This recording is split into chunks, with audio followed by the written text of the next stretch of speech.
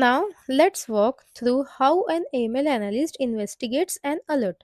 Step 1 is understand the alert. That why was it triggered and which rule was breached.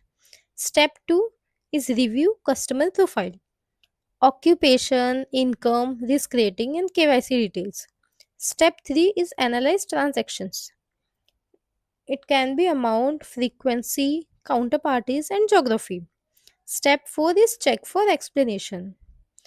It is because of salary credit, business income, and expected activity. Step 5 is decision. Close alerts with justification or escalate for further review. Key principle is always document your reasoning clearly.